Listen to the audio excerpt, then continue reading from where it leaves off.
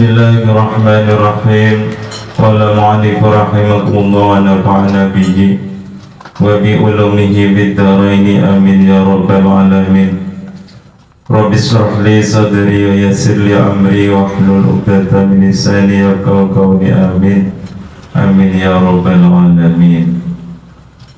Hadisul khamis asyara an Abi Hurairah radhiyallahu ta'ala anhu anna Rasulullah sallallahu alaihi wasallam qala man kana yu'minuna billahi wal yawmil akhir falyakul khairan aw liyasmut wa man kana yu'minu billahi wal yawmil akhir falyukrim jarahu wa man kana yu'minu billahi wal yawmil akhir falyukrim daifahu. Rawahu Bukhari wa Muslim. Hadis yang ke-15 ini Rasulullah sallallahu alaihi wasallam sungguh bersabda, man kana yu'minuna billahi wal yawmil akhir falyakul khairan aw liyasmut. Siapa orang yang beriman kepada Allah, beriman dengan hari akhir, maka sebaiknya berkata dengan perkataan yang baik. Kalau tidak bisa berkata dengan baik, maka sebaiknya diam. Ini awal daripada hadis yang disampaikan oleh Rasulullah. Suatu hadis ini adalah berhubungan dengan keimanan kita, yang mana menjadi tolak ukur kita, keimanan kita kepada Allah Subhanahu wa ta'ala. Tidak dikatakan seorang imannya yang sempurna sehingga dia beriman kepada Allah, beriman hari akhir dengan mengucapkan kata-kata yang baik. Kalau tidak bisa mengatakan sesuatu yang baik, maka lebih baik dia. Maka yang bersangkutan dengan iman kita ini adalah perkataan atau kalam, yang mana kalam ini ada beberapa kalam. Di antaranya adalah kalam ini dibagi menjadi 4. Yang pertama ialah kalam atau ucapan yang mana itu bisa bermanfaat baik di dunia maupun di akhirat. Apa kata-kata yang bisa bermanfaat baik di dunia maupun di akhirat? Seperti contoh, kita baca Al-Quran, kita ta'lim, baca sholawat, baca burdah. Ini bermanfaat untuk kita baik di dunia maupun di akhirat. Ada manfaat.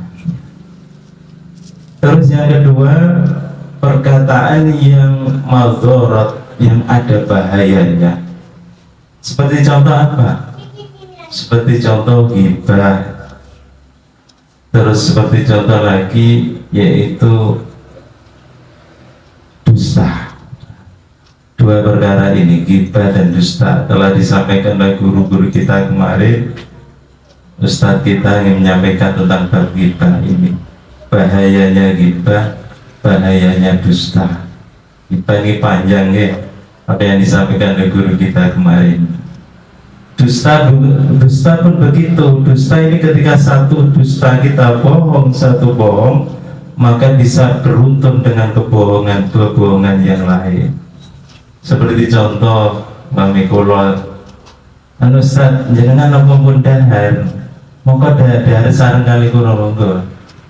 Karena izin, kalau ngomong, oh sampun dahar kulo, padahal dereng dahar. Mau dahar tak? Monggo sarang. Mpun kula semoten kula pun dahar matur nuwun.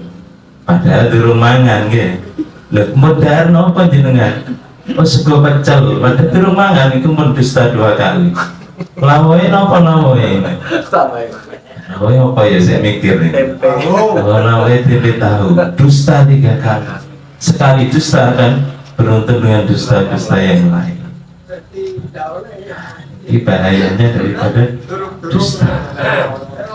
Lebih baik turun mana kan enak bareng mangan sareng.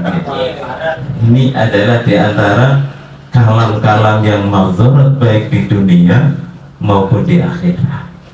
Yang ketiga adalah kalam atau ucapan yang mana itu ada manfaatnya, juga ada madharatnya. Kalam apa? Seperti contoh memuji seseorang lain, masya Allah sampean mongkok alime, masya Allah sampean iki mongkok lumane nemenan. Ini manfaatnya ada. Manfaatnya ialah menyenangkan orang lain. Ini ada manfaatnya. Madaratnya apa? Ketika berlebihan kita ngalem dengan orang lain, maka akan timbul kesombongan di dalam dirinya orang lain. Ini juga tidak diperbolehkan. Terus yang keempat ialah kalam yang mana di situ tidak ada manfaatnya, juga tidak ada madaratnya. Seperti contoh cerita-cerita seandainya Ustaz Mulyono ini sangke Surabaya, wah aku mau nak Surabaya, waru gedung-gedung Surabaya kok tinggi-tinggi kayak omahe tawon. Ini adalah perkara yang tidak ada manfaatnya, juga tidak ada madaratnya. Cerita seperti ini maka lebih baik ditinggalkan. Apa yang disampaikan Rasulullah tadi, man kana yu'minu billahi wal yawmil akhir falyakul khairan aw liyasmut. Kalau tidak bisa berbicara baik, maka diam itu adalah lebih baik. Diam itu adalah selamat. Karena kenapa para rawuh? Daripun Rasulullah sallallahu alaihi wasallam ngendikaken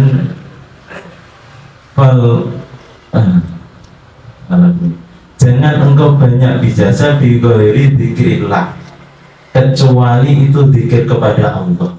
Ketika kita banyak sesuatu perkataan yang mulghah yang tidak ada manfaatnya, akan menyebabkan qaswatul qalbi, kerasnya hati ini akan keras. Hati keras ini ketika dimasuki suatu ilmu itu susah masuk, etika andani nggih angel. Ketika dipelajari suatu ilmu susah masuk, mboten masuk. Ini hati keras. Bagaimana cirinya hati keras? Gampang kula jenengan ini sakit mendeteksi hati kita itu keras atau mboten sakit. Di antaranya ialah ketika kita tengah malam mengingat satu dosa-dosa yang kita alami yang lalu ini, kok kita bisa mengalirkan air mata, maka hati kita adalah hati yang lemas, hati yang lembut. Tetapi kalau hati kita ini dengan mengingat dosa-dosa kita, dengan mengingat peristiwa yang kita jalani selama ini jauh daripada agama, tetapi mata kita tidak mengeluarkan daripada air mata, maka ini termasuk hati kita adalah hati yang qaswatul qalbi, masih keras di dalam hati. Nah ini penyebabnya ialah diantaranya banyaknya kalam yang tidak ada manfaatnya. Gitu. Wa man kana yu'minu billahi wal yawmal akhir falyukrim jarahu. Termasuk berhubungan dengan iman kita yang kedua ialah siapa orang yang beriman kepada Allah dan hari akhir, maka becik muliakanlah tetanggamu. Tetangga ini termasuk adalah ujung daripada keimanan kita kepada Allah Subhanahu wa Ta'ala. Tetangga ini ada tiga. Pertama adalah tetangga di dalam rumah kita, seperti istri kita, anak kita, orang tua kita, mertua kita, ada di lingkup keluarga kita, maka kita harus wajib menunaikan hak-hak daripada keluarga kita ini. Tetangga yang kedua adalah tetangga kiri kanan rumah kita ini, maka ini juga ada kewajiban kita menunaikan hak-haknya. Di antaranya ialah hak daripada tetangga, ketika dia susah maka kita wajib menghiburnya. Ketika lagi kepingin utang, mau kalau jenengan iki ada ya diutangi ya. Ketika nopo lagi repot maka kita bantu. Ada 12 di antara beberapa hak-haknya daripada jiran keluarga, tetangga kita ini. Kita juga wajib untuk menunaikan daripada kewajiban kita kepada tetangga kita. Minimal ada dua di dalam kita bertetangga. Satu, kita niat baik kepada tetangga. Yang kedua ialah ketika kita disakiti oleh tetangga, maka kita bersabar.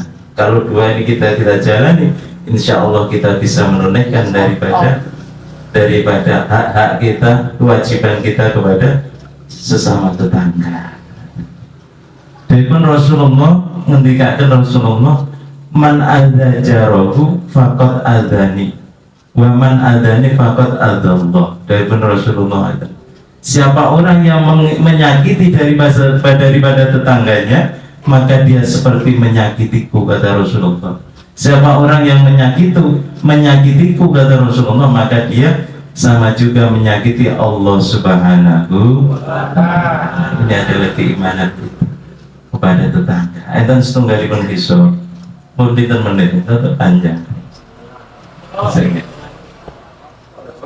Enten setunggalipun kisah, sahabat niki takut datang Rasulullah, cerita datang Rasulullah, ya Rasulullah, niki enten setunggalipun perempuan sepuh, tiap malam pun ibadah tahajud mboten henti ya Rasulullah. Ketika siang pun puasa penuh ya Rasulullah. Apakah dia ini termasuk ahli surga atau ahli neraka? Ya Rasulullah, ada seseorang perempuan tua ini, dia ketika malam selalu sujud tahajud kepadamu ya Rasulullah. Ketika siang dia selalu menjalankan puasa kepadamu ya Rasulullah. Tetapi dia tidak bisa menjaga lisannya, menyakiti tiap hari kepada tetangga-tetangganya. Apakah dia itu termasuk ahli surga atau neraka ya Rasulullah?